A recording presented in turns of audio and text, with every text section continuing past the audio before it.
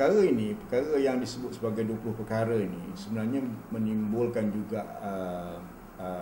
dispute ataupun pertikaian dalam kalangan ilmuwan tentang apakah 20 perkara itu wujud ataupun tidak. Tetapi perkara-perkara tersebut seperti Borneoization of the Sabah into Federation of Malaysia, persoalan pendidikan, persoalan bahasa, persoalan identiti Sabah, persoalan immigration dan sebagainya. Okay? Jadi semua itu tercakup,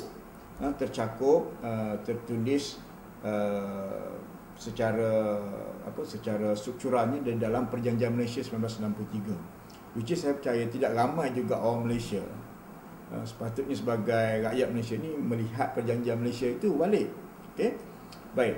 So antara yang dikatakan 20 perkara itu yang sering menimbulkan pertikaian, yang sering menimbulkan isu politik di sini adalah hal perihalan yang bersifat Borneoization, iaitu persoalan bagaimana apabila Sabah membentuk Malaysia itu nanti, bahawa sumber-sumber daya manusia itu bagaimana saya sebut sebelum ini itu akan diangkat, dibangunkan dan akhirnya akan menerajui Sabah.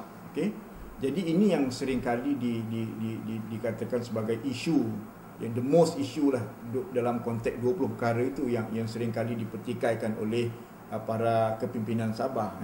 Tetapi hal ini bukanlah suatu yang kita kata satu isu yang berterusan, sebab perkara-perkara ini sebenarnya lebih menjadi more kepada political rather than sociological.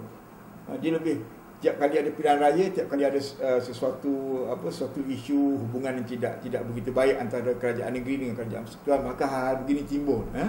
Tapi apabila situasi itu dilihat sudah tidak lagi begitu hangat, benda itu seolah tidak menjadi satu isu. Tapi itu perkara yang disebut sebagai Borneoisasi itu, Borneoization itu sudah pun diambil diambil langkah-langkah untuk memastikan bahawa itu sebagai sebahagian dari 20 perkara yang sudah dilaksanakan oleh Perjanjian Malaysia. Itu sudah sekarang ni. Kalau kita lihat misalnya contohnya timbalan Ketua Polis Negara sekarang adalah dari negeri Sabah, Peguam Negara Malaysia Datuk Seri Tan Sri Abdul Ghani Patail itu adalah dari Sabah, orang maksudnya Sabah, he is a Sabahan kan. Dan kalau kita lihat pun sudah ramai juga sumber-sumber daya manusia Sabah ini, sumber daya manusia Sabah itu yang menerajui ataupun yang memegang pos-pos jawatan yang penting, bukan saja dalam politik tetapi juga di peringkat pentadbiran awam, sama ada di negeri Sabah itu sendiri dan juga di peringkat persekutuan, dan sebagaimana yang saya sebut tadi, untuk mengurus perkara ini is not easy.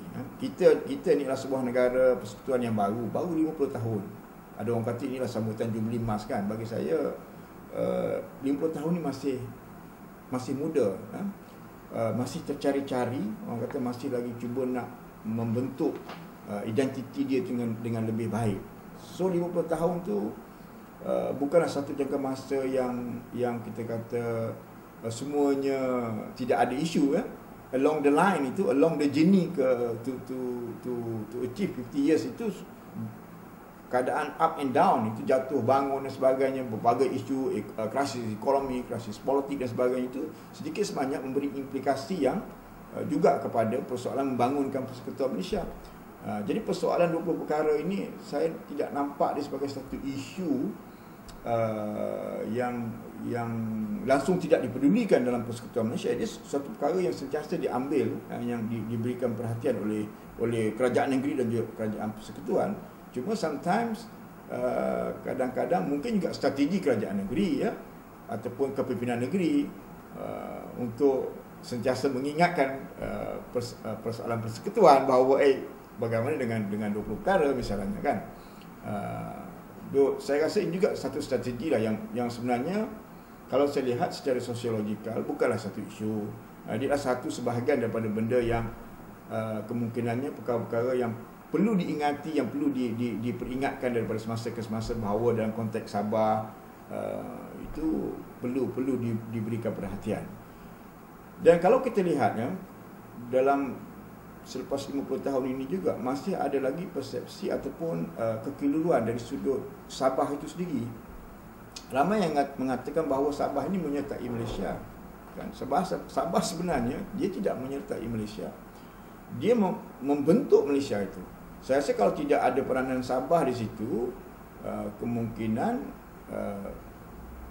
Persekutuan Malaysia yang ada pada hari ini mungkin tidak melibatkan Sabah. Ya?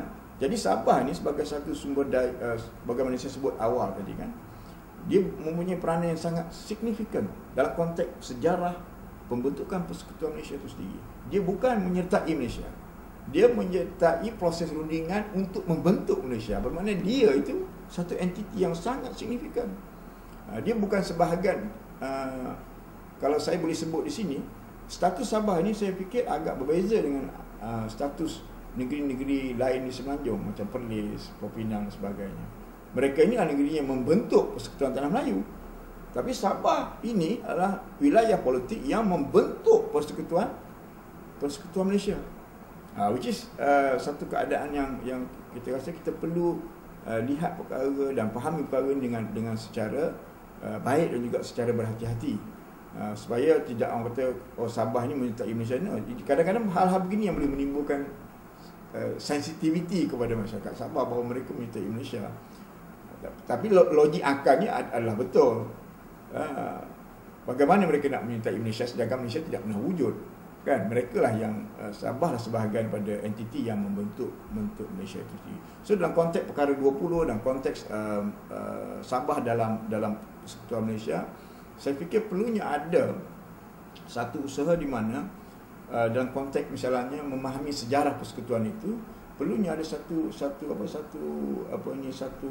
usaha untuk kita lihat balik, misalnya dalam sektor pendidikan, kita melihat balik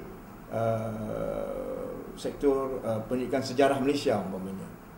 So sejarah Persekutuan Malaysia itu tidak hanya disentuh secara sepintas lalu, perlu diberikan satu penekanan yang serius untuk supaya semua rakyat Malaysia memahami tentang apa itu yang disebut sebagai Persekutuan Malaysia, dan pentingnya untuk kita memahami Perjanjian Malaysia 1963 itu sendiri.